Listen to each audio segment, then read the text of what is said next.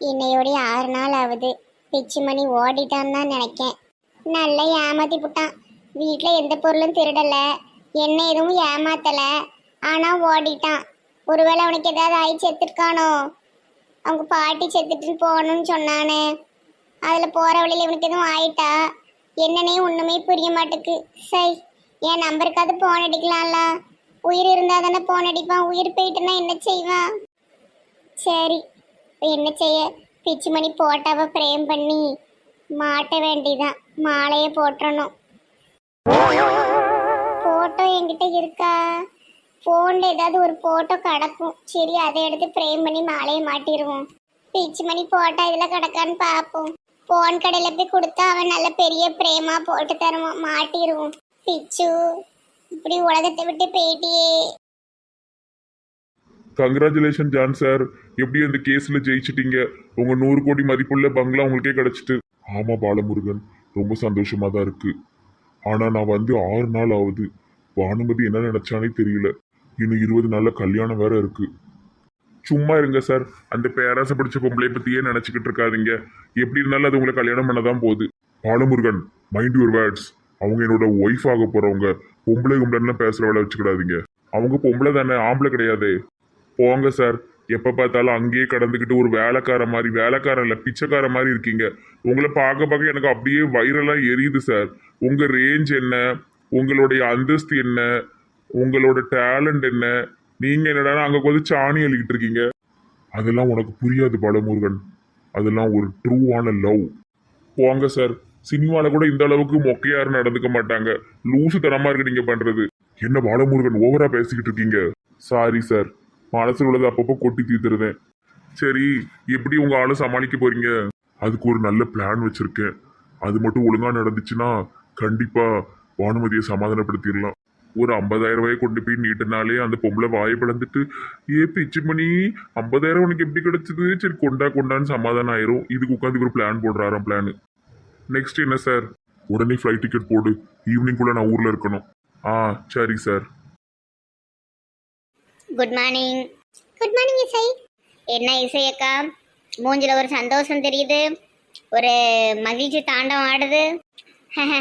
அப்படிலாம் ஒன்றும் இல்லை, சும்மா சொல்லுங்க. பழையபடி புது சுடிதாரு, முகத்த சிரிப்பு. சொல்லுங்க சொல்லுங்க, விஷால் அண்ணன் வாங்கி கொடுத்தாரா? விஷால் அண்ணனை பார்த்தே 1 மாசத்துக்கு மேல ஆகுது. நாங்களும் விஷாலை பார்க்கவே இல்லை, எங்க வீட்டுக்கும் வர்றதே இல்லை. எங்க இருக்காங்க என்னன்னே தெரியல. ஓ, நீ விஷாலை பார்த்ததே இல்லையோ? சரி சரி சரி. அன்னைக்கு ஐஸ்கிரீம் சாப்பிட்டல நல்லா இருந்ததா? சும்மா இரு. என்ன ஐஸ்கிரீம்? அது ஒன்றும் இல்லை, நாங்கள் 2 பேரும் அன்னைக்கு காலேஜ் முடிஞ்சு ஐஸ்கிரீம் சாப்பிட்டோம். அதை பற்றி கேட்க. இனிமே போனால் என்னையும் கூப்பிட்டு போங்க, எனக்கு ஐஸ்கிரீம் ரொம்ப பிடிக்கும். நானே சாப்பிட மாட்டேன், அது சத்யா ஸ்பெஷலாக போய் சாப்பிட்டு வருவா. சும்மா இருட்டி. அப்படின்னு ஸ்பெஷல் ஐஸ்கிரீம்? ஆமாம் ஆமாம், அது அவளுக்கு மட்டும்தான் ஸ்பெஷலாக கிடைக்கும், நமக்கெல்லாம் கிடைக்காது. சத்யா, அப்படி என்னட்டு எனக்கு தெரியாத ஐஸ்கிரீம் சாப்பிட்டு வர? அதை சாப்பிட்டு சாப்பிட்டு தான் நல்லா படிக்கியோ? லூஸ் மாதிரி பேசாத போட்டி. ஐஸ்கிரீம் சாப்பிட்டா படிப்பாங்களோ? சளி பிடிச்சி படிக்க முடியாம தான் போவோம். சரி, அதெல்லாம் இருக்கட்டும். மூஞ்சில என்ன சந்தோஷம் அதை சொல்லுங்க. அது ஒன்றும் இல்லை, நாங்கள் இப்போ புதுசாக ஒரு வீட்டுக்கு வந்திருக்கோம். சூப்பராக இருக்கு, எல்லாமே இருக்கு, அதான் இந்த சந்தோஷம். என்ன புது வீடு இசை? பழைய வீடு என்னாச்சு? இப்போ தானே விஷால் கட்டி கொடுத்தாங்க. விஷால்னு அந்த பழைய உடஞ்சி வீட்டை தானே எங்களுக்கு சரி பண்ணி கொடுத்தாங்க.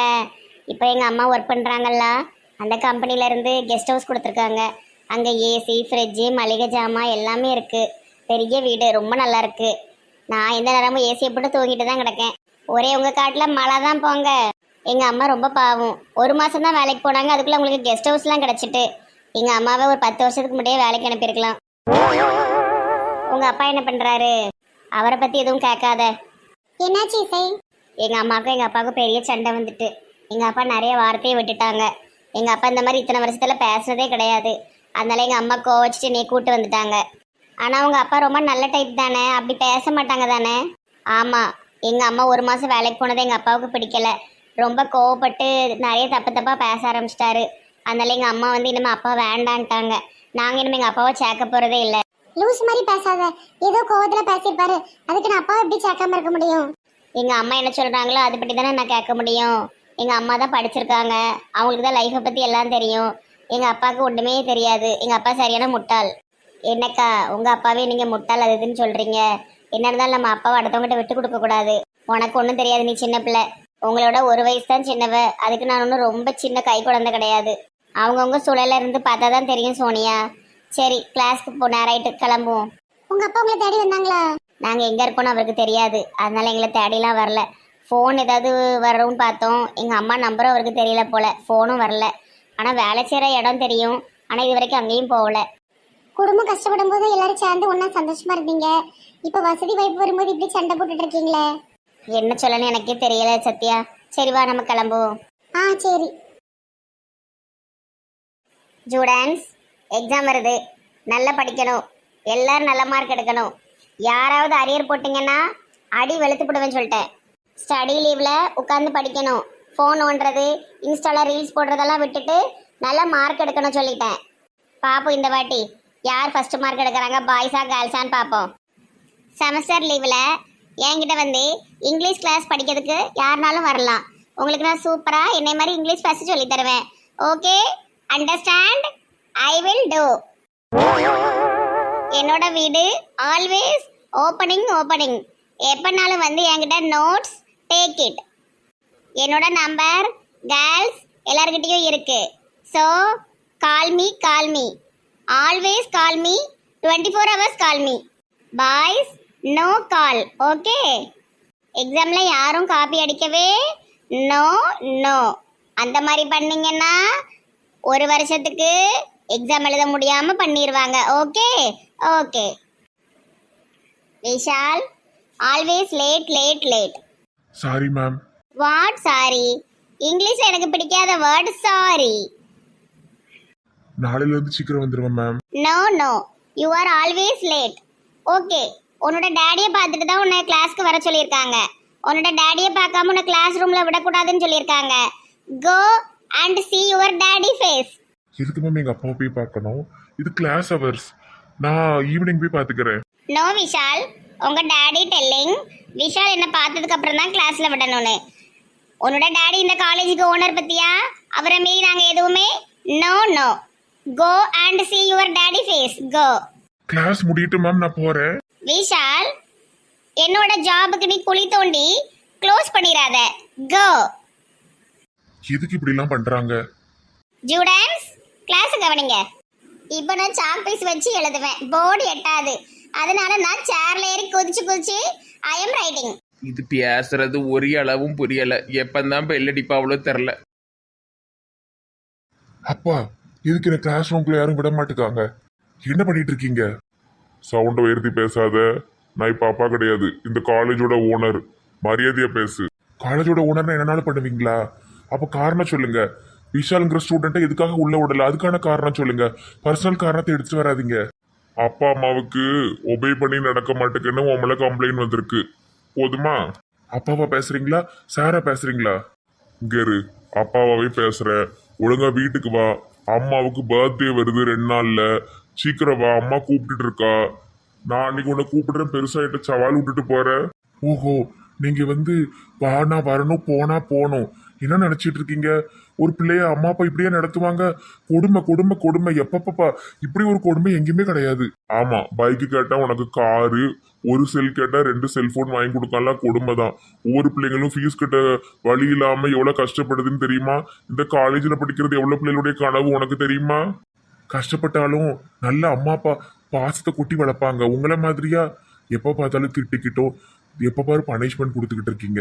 என்ன பெரிய தண்டனை உனக்கு கொடுத்துட்டோம்? நீ ஒழுங்கா இல்லைன்னு சொல்லி உன்னை வீட்டை விட்டு விரட்டணும், இது ஒரு பெரிய விஷயமா? ஒழுங்கா நாளைக்கு வீடு வந்து சேரு. நான் வரமாட்டேன். நானும் உன்னை எக்ஸாம் எழுத விட மாட்டேன். ஓஹோ அப்படியா? இன்னைக்கு ஈவினிங் வாரேன், அம்மா கிட்ட பேச வாரேன். அப்படிவா வலிக்கு போ, கிளாஸ்க்கு போ. இப்படி ஒரு அம்மா அப்பாவை நான் பார்த்ததே இல்லை. இவனை திருத்துறதுக்காக தான் இவனை வீட்டை விட்டு அனுப்பி விட்டுருக்கோம். அது புரியாம என்கிட்ட வந்து இங்க சண்டை போட்டுக்கிட்டு இருக்கான். எல்லாமே இவனுக்கு தானே, ஒரே ஒரு பையன், இவனுக்கு தானே எல்லாமே நாங்க கொடுக்க போறோம். கொஞ்சம் நல்வழிப்படுத்திக்கிட்டு இருக்கோம், அது புரிய மாட்டுக்கு.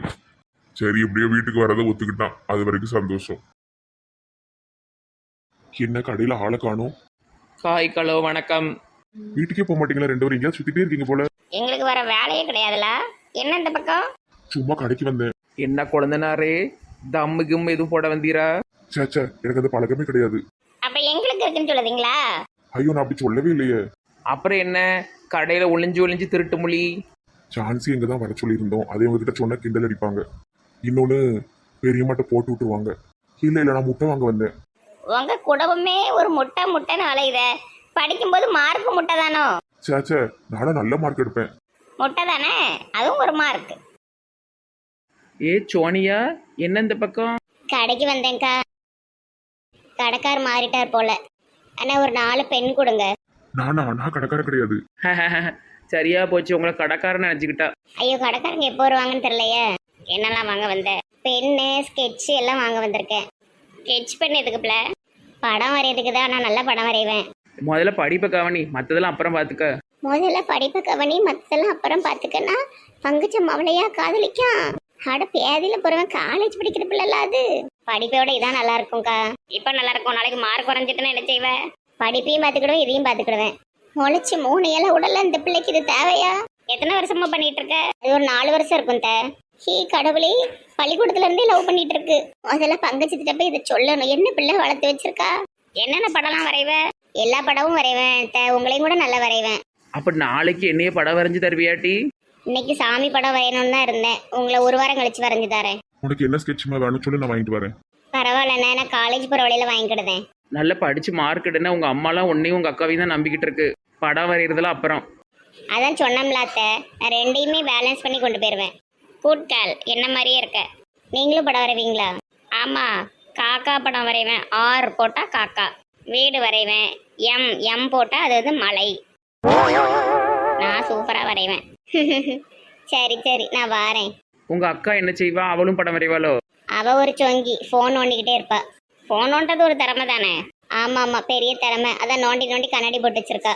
Same puppy same. பப்பி சேமா? ஏன் அப்படி சொல்லுதீங்க? நானும் கண்ணாடி போட்டிருக்கோம்ல, அவளும் கண்ணாடி போட்டிருக்கா. அப்ப சேம் பப்பி சேம். ஆமா ஆமா, நீங்க 2 பேரும் பப்பி சேம் தான். உங்க அண்ணன் வந்தானா வீட்டுக்கு? அண்ணனா? அது யாரு? அதான் அந்த விசால். அது ஒன்றும் அண்ணன் கிடையாது, என் ஃப்ரெண்டு. விசால அண்ணன் சொன்னா கோவப்படுறது. ஃப்ரெண்டா? அப்ப என்னமோ இருக்கு. உங்க 2 பேருக்கு வர வேலையே கிடையாதா? இப்படிதான் ஏதாவது பேசிட்டே இருப்பீங்க போல. பெரியவங்களை அப்படிலாம் சொல்லக்கூடாது. யாரு பெரியவங்க? நீங்களா? சரிதான், அப்படிதான் சொல்லிக்கிட்டாங்க.